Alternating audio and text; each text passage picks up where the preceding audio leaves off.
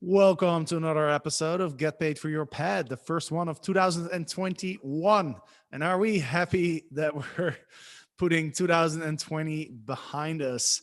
And I want to welcome to the show Mr. David Jacoby, president of Hostfully and co-founder. David, welcome to the show. Welcome back. Get paid for your pad. Get paid for your pad. What's going on, Jasper? Thank you so much for having me back. It's been so long. I miss the good old days where we did podcasts together. That's right. That's right. We used to do those news episodes, didn't it? Yes, lasted a good year or so, even longer. And I do want to say, just to kick things off, because it's the end of one year, the beginning of another year, feeling a little nostalgic. I just want to thank you for all you've done with Get Paid for Your Pad and all your help in the vacation rental industry in general. As I've told you before, when I was first getting into the vacation rental industry and first thinking about Hostfully, it hadn't even started yet. It was your podcast that I was listening to as my main source of industry news and who else is out there in the world of Airbnb hosts and professional property managers. So that jingle has been in my head since before Hostfully even started. And you've been a big inspiration all these years. So thanks for everything you do, Jasper. Yeah, I appreciate that, and thank you as well for supporting the podcast as our sponsor. And I'm excited. I'm excited for 2021, and we're gonna dive into two topics today. Of course, David is the expert when it comes to communication. The I've been using the guidebooks, the Hostfully guidebooks, pretty much for since you guys started, which I think is almost like 5 years ago. Is it? How about that? Yes, 5 years. Wow, time flies. So I'm excited to dive into communication because, right now travelers have a lot more concerns than pre-COVID, and I think that makes it even more important for us to provide really good information, but also to serve that information in a fun and digestible way, so that people actually read the information and you don't get a ton of questions from your guests. So I'm excited to dive into that. We're also going to cover some results from a survey that you did, David, which is the Hostfully survey. Every year it comes out. It always has like really good information. So I'm excited to hear that as well. And I'm actually coming to you from Panama All City. right. If you're watching this on YouTube, you see I changed my background. I'm in the beautiful, warm, hot, tropical country of Panama City. So I'm excited, David. Let's dive in. So let's talk about communication. Now, it's always been important, right? Communication, but the reason I realized it's so important now is because I actually stayed at a hotel a couple of months ago in the Canary Islands in Spain. And this is the first time ever that before I arrived, I actually send them some questions. Normally, if I stay at a hotel, I never ask any questions. I just go and you just kind of assume that everything is in place. But now there's all these questions that come up, like, is the gym open? Are the restaurants open? Is there room service? You know is there a room cleanings, for example, right? All these concerns pop up. So it just made me realize, like, it's really important to let people know what the situation is and communicate properly. So I'm going to toss it to you, David, to share your thoughts on this. I'm sure you have a lot to talk about. Sure. So that's kind of an open-ended question, but I completely agree that communications, it's always been important and now more than ever. First at a high level, and some of this was in the survey, the traveling in a COVID world, you're seeing people doing something that's a little bit more of a safer bet, right? So they're doing maybe a repeat destination or something that's a little more familiar, or they're looking at the amenities of the listing itself. So it's important to keep those on your listing. It's important to keep that updated to say what you have there. Maybe being close to nature, as well as, of course, flexible cancellation policy. So having all that information in place, when you get that question from a guest, you want to respond as quickly as possible. Travel is trending towards vacation rentals, I'd say now, over hotels, because of what I just talked about, being a little bit in nature, having a safer bed, having the amenities of the home itself, having a hot tub.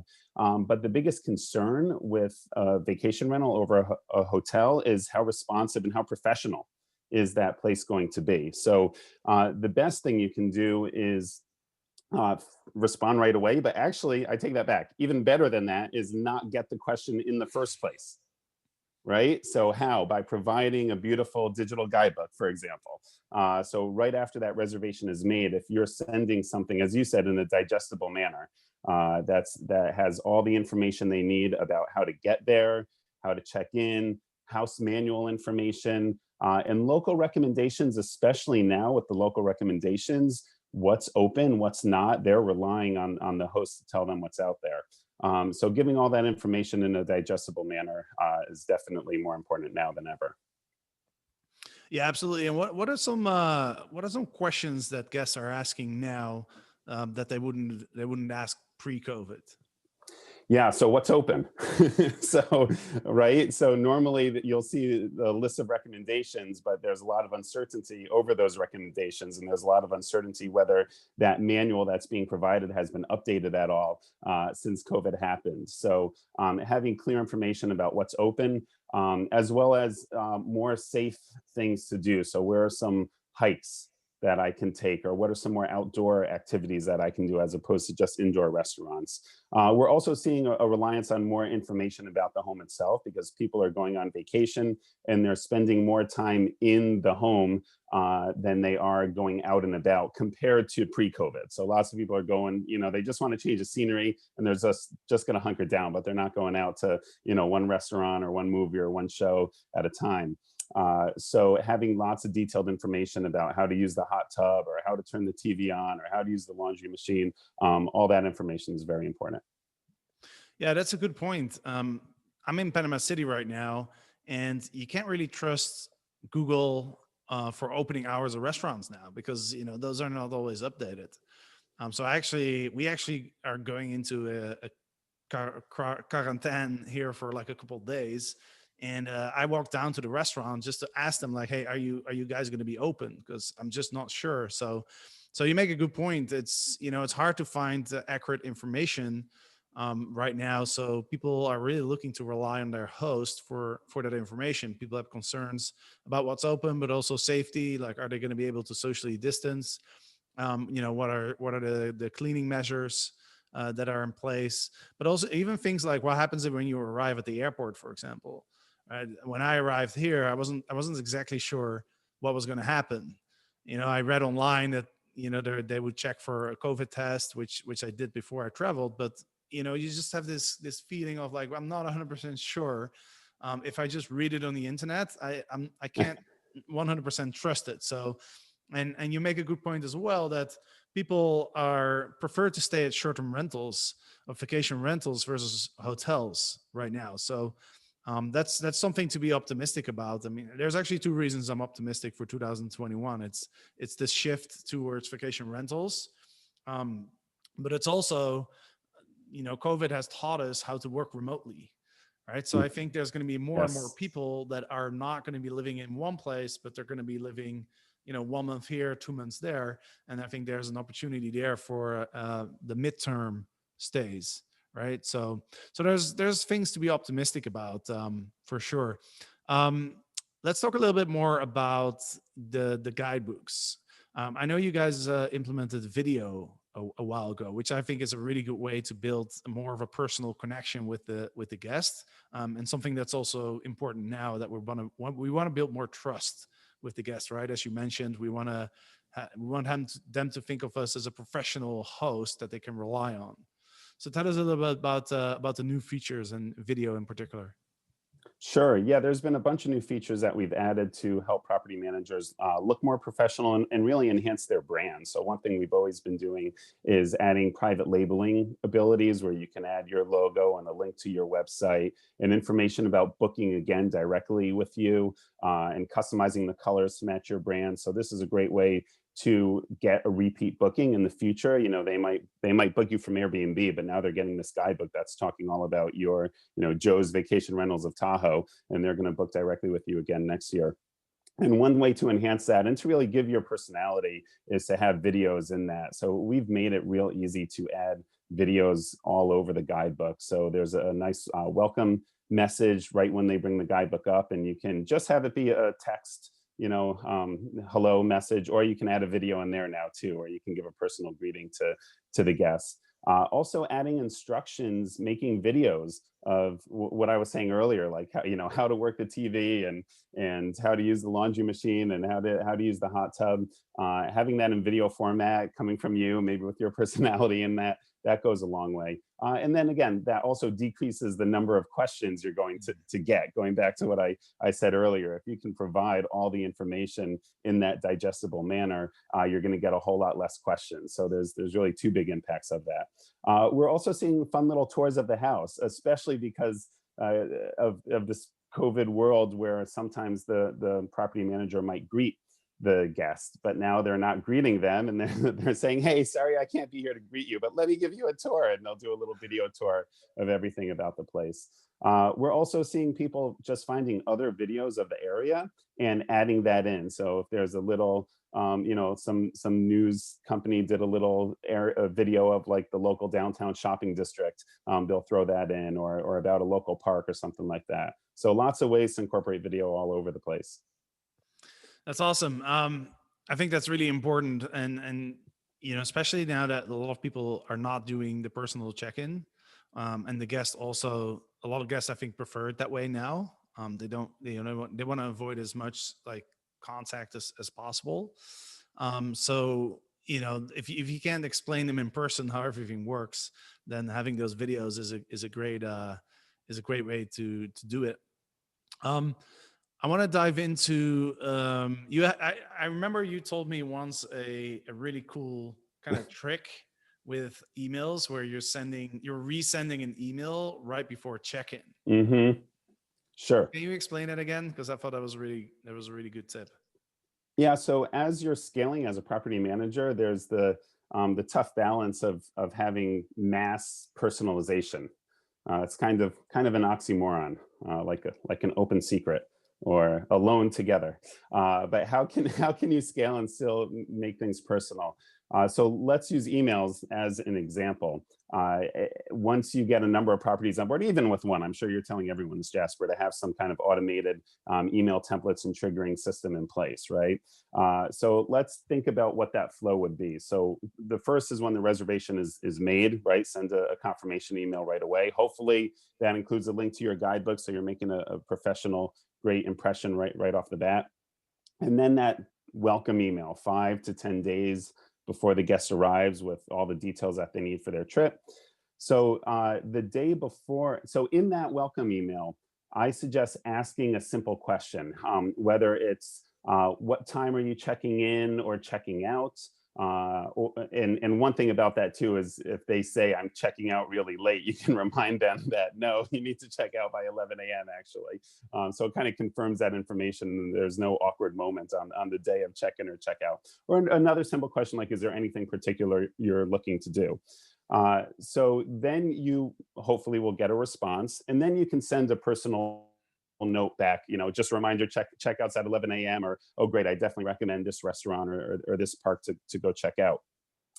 Now, the day that they are arriving, like 5 hours before they arrive, sometime that morning, copy and paste that email that you sent, that welcome email you sent 5 days before, and just put a little note on top too, saying, hey, I just wanted to bump this up to the top of your inbox. Have a great trip. See you soon. Like something informal.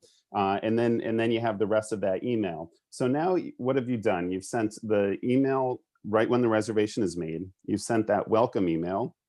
You send an email the morning that they arrive. And then maybe some people send another email a day later. Hey, just checking in, making sure everything's okay. I'm only a phone call away. So that's 4 emails. And you've maybe hopefully did a quick response to the email that they sent, right? About what time they're arriving or what they're interested in. So that's 5 emails you've sent. And only one of those emails actually took you time to personally write something. So here they're thinking they're having this whole long back and forth interaction with you. It's very engaged. You're sending them lots of personal notes, but you really just did one email there. Yeah, that's great. I think that's a great idea to do that. That's a great tip, man. Before we dive into the sort of the report and some data, some interesting observations and stats about the industry. Anything else you want to share around the topic of communication? No, I think we cover things at a high level. Again, I'm preaching to the choir. I know you're a big guidebook fan, and we've been doing this all these years. I definitely recommend now more than ever having a digital guidebook for a few reasons. Not to come across too salesy, but we're seeing this uptick because of COVID. Having the paper guidebooks, people are not wanting that anymore, right? They want to have a contactless way of getting the information across, and another way of enhancing their brand and looking personal, especially if they're not meeting them like maybe they used to. Uh, Also, having things be contactless, we've actually seen, this is a good segue into the report. We've seen a huge uptick in digital guidebooks. So we asked property managers if they're using hard copy, or digital, or both, and the use of digital guidebooks basically doubled. It even more than doubled, from 24% to 55%, from 2019 to 2020. So that was pretty cool to see people are embracing that. Yeah, that makes a lot of sense. That makes a lot of sense. And just to kind of vouch for your guidebooks, like I've been using them. As I said, I've been using them since you guys started, and it was great for me. Like I got way fewer questions. Plus, especially in the beginning, people were giving me a lot of feedback on that, saying like, "Wow, this is the best way that a host has ever delivered communication to me." Nice. Um, and of course, if you want to try it out, we have a special code for you, PAD. And you get 2 months for free for the Pro Guidebook. So if you want to try it out, go ahead and use the code PAD. Awesome. So what are some other things that you can share from the Vacation Rental Managers report? Yeah, lots of interesting information. So this is our fourth year doing this report, and we spend about 2 months, late summer, early fall, uh, promoting the survey. We had close to 200 property managers from around the world fill it out, and it's a combination of two parts. One is just tell us about your business in general, how things are going, where are you getting bookings from, and then another has a focus specifically on the hospitality and guest communication side of things. So this year, we had an extra COVID section as well on how that's changed things. So not some stuff isn't too surprising, such as 55% expected their 2020 revenue to be less than 2019. So even though you heard during the summer lots of people being really optimistic of how things are turning around and it was best month ever, the reality is it's been tough for many people. And I think that's made for a bit of a hard conversation in general, where some people have really done better than ever, and they're like, yeah, things are great because I'm in Tahoe or wine country here in the Bay Area, and I'm getting lots of people from San Francisco going on vacation. And then other people in Hawaii or Costa Rica, or places where you need to fly to, they've had a much harder time. So it's not like across the board vacation rentals have been great or have been terrible. It's really been company and location specific. So many made more money, but a lot did not. But because of what's been going on, we have seen changes in the way people are managing their operations. So direct bookings has jumped from 19% to 24%, of their booking portfolio. So that is about a 25%, 19 to 24. That's a 25% increase in direct bookings. So that's a huge increase, and it's great to see that this has led property managers to really focus on what they should be doing anyways, which is not putting all their eggs in one basket of Airbnb or one specific channel. So it's good to see that. We've seen larger property managers are using twice as much software to run their business as smaller property managers. Not too surprising. Larger property managers have 33% more direct bookings than smaller property managers. Some other highlights: smaller property managers reported more competition than the larger ones. The larger property managers, they added more properties this year to their suite, and smaller property managers did not focus on adding more properties. Rather, they focus on marketing and making their pricing more efficient. Also, though, one thing, when I talked about the 55% comment that expected 2020 revenue to be less, we asked what their biggest challenge was this year. And surprisingly, only 6% said COVID. So that was not their largest challenge. Some challenges maybe were related to that because a bunch of people said cleaning, but really it was around technology and or marketing or getting more direct bookings or improving their pricing or something else related to their business. So they're looking on the bright side and taking this opportunity to look for ways to improve their operations. Yeah, Whew, that that's was a lot I threw at you there. You got all I know. that? I know. I have like 5 things in my head now that I want You got um me going. I wasn't sure what I'd have to say when you asked about that, Jasper, and then I got going. yeah, I mean, just to summarize this, there, because I recognize some of the stuff that you're saying. Number one, some hosts have been doing really, really well. Like the hosts in the smaller, remote, drive-to destinations are crushing it. And some hosts, especially in the urban markets, are going out of business or they're really, really struggling, right? So there's a big disconnect between that. And also what you mentioned is people are struggling with technology, and that's what I see as well. As you mentioned, direct bookings, right? A lot of people have a bitter taste in their mouth from what happened with Airbnb, the cancellations and stuff. So we're definitely seeing a shift towards direct bookings, towards multiple channels, and that just makes your business more complicated, right? I mean, it can be a really good strategy, but it does come with some complications. So it's interesting that people mentioned they're struggling with technology, and that's something that that we see hosts struggle with a lot. Is because there's so many systems out there, right? It's like what are we supposed to use? But then also the pricing is interesting too, because I've been talking a lot to Andrew Kitchell from Wheelhouse, and Hmm. he made a really good point. Because when you look at pricing models, it's really this year it was really hard to predict prices because the landscape changed so much, right? I mean, the demand drivers changed, the guest has changed. They're not international now; they're local, right? So I can totally see how it's been a bit more tricky to predict pricing. So yeah, it makes a lot of sense what you're saying. Yeah, what we've seen too, whether it's pricing or cleaning, we asked two similar but different questions. So, what's gotten easier for you this year? A lot of people said nothing this year. More people said nothing this year than previous years. So, what's gotten easier for you, and what's your biggest challenge? And there's a number of topics that actually fell into both categories. So, managing pricing was one, cleaning is another, insurance, insurance options, that's another. And I think what that goes to show actually is the incredible diversity of the vacation rental ecosystem, where people have these problems, have these issues that they want to focus on. But once they decide to tackle it and focus on it, they will find a niche software out there that will help them with that. And they just need to put the time in to figure it out and implement it. Yeah, yeah, for sure. Cool, man. Well, time flies. We're already getting to the end of the No end of the way. show almost. I know it's crazy. But anything else you wanted to share from the report? Sure. We always talk about the hospitality side of things too. So I mentioned briefly that there's been a big uptick in digital guidebooks, which is great.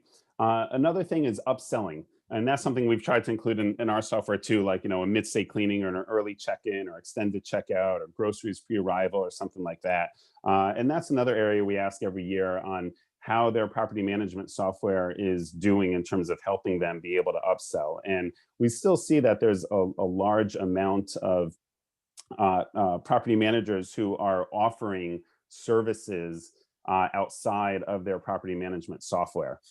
So, the property management software is really there to help them manage their whole business, but it's focused still on getting the booking and maybe sending emails out to the guests. But in terms of adding that upsell component, there's still a long way to go. And something, as we've talked a lot about guidebooks, Hostfully also has a property management software side of things as well, and Pad gives you a discount for that too. And so we've been focused a lot on that, especially this year where revenue has been tough, and many property managers are only getting 20% 30% of the rent.